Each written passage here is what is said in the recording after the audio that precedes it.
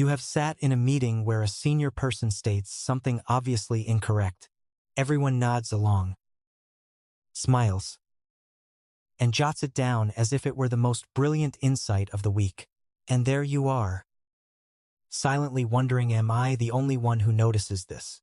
You stay quiet not because you agree, but because experience has taught you that speaking up carries a price. So you hold it in. And on the way home, you question whether something is wrong with you. Nothing is wrong with you. Psychology actually suggests the opposite is true. The capacity to remain in a room full of consensus and still form your own conclusions is among the rarest cognitive abilities in existence.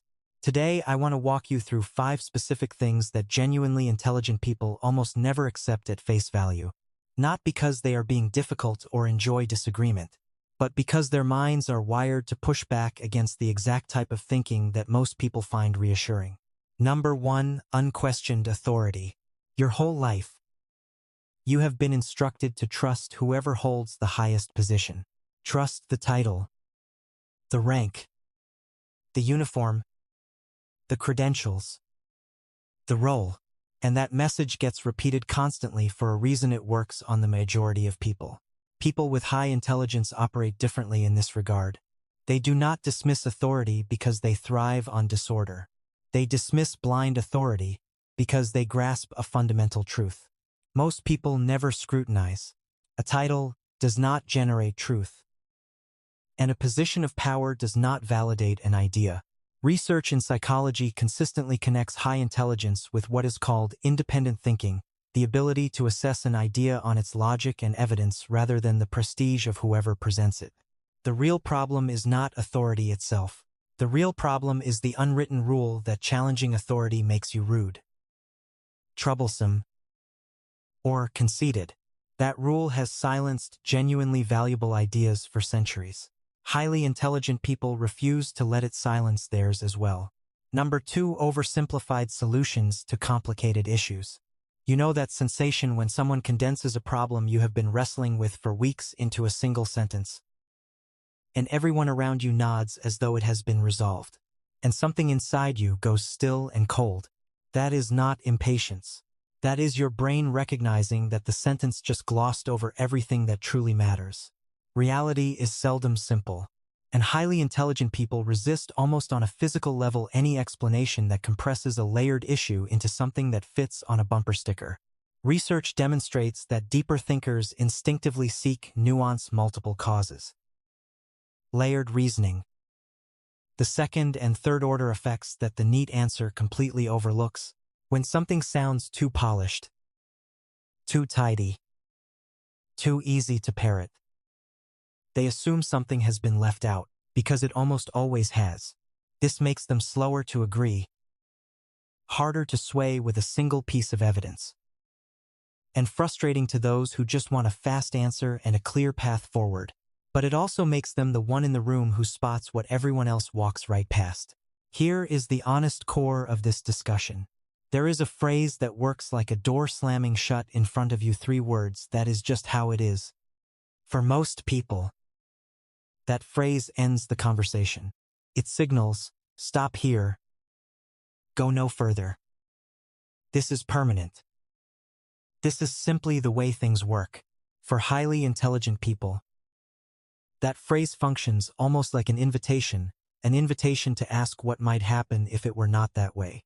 Psychology ties this to 2 specific traits, curiosity and cognitive flexibility, the conviction that systems can evolve, that tradition is not the same as correctness, and that permanence is usually just familiarity wearing a disguise.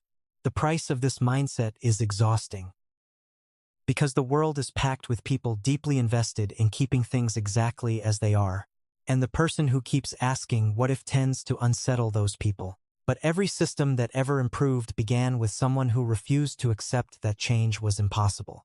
Number 3, their own initial reaction. This is the one most people do not anticipate. We tend to assume intelligent people are confident in their conclusions, that they reach an answer and hold firm. But one of the rarest and most genuine traits of true intelligence is this: they do not fully trust their first response. They pause. They reconsider. They examine the idea they just formed and ask, what am I overlooking? What am I assuming? What would I think if I approached this from the opposite angle? Psychologists refer to this as metacognition, thinking about your own thinking. It is the capacity to observe your own mind from a slight distance. To notice when your reasoning is being shaped by emotion, bias, or something you were told long ago that you never questioned. For most people, their inner voice feels like truth. For highly intelligent people, the inner voice is merely the starting point. Here is the reflective moment. If you have ever caught yourself mid-thought and wondered whether your belief is genuinely yours or something you absorbed without realizing it, you already understand this experience. That pause is not weakness, it is your mind performing something most minds never attempt. Number 4. Social pressure, masquerading as truth. You have held a belief quietly and privately for a long time, then voiced it aloud, and the room shifted, not because your logic was flawed, but because it was different, and being different makes people uncomfortable in ways they do not always examine before pushing back. So you softened your stance, or retracted it, or filed it away, deciding it was not worth the friction. Here is what research actually reveals: the number of people who hold a belief has zero correlation with whether that belief is accurate. People with high intelligence are less swayed by group opinion when forming their views. They are more inclined to follow evidence toward an unpopular conclusion than to follow the crowd toward a comfortable one. This does not mean they enjoy being contrarian, it means they have learned, often through years of friction, that truth is not determined by popular vote. The real villain is the social cost of thinking independently, the quiet pressure that whispers, agree or be excluded, conform or be labeled difficult, go along or face the exhaustion of justifying yourself to people who were never genuinely asking. Highly intelligent people feel that pressure too, they simply refuse to let it be the deciding factor. What all 5 of these share in common: blind authority, oversimplified answers, fixed beliefs disguised as facts, their own unexamined first thoughts, social pressure wearing the mask of truth. None of these are things intelligent people reject because they enjoy the conflict. They reject them because they have cultivated a relationship with their own mind that most people never develop. A relationship built on one uncomfortable practice: questioning, not just the world around them themselves, their assumptions, their comfort zones, the things they believe simply because they have always believed them. Intelligence is not passive, it does not sit still and absorb information. It moves. It challenges. It asks one more question when everyone else has already moved on.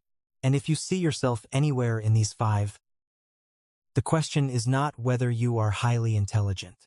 The question is whether you are giving that intelligence the room it needs to actually function.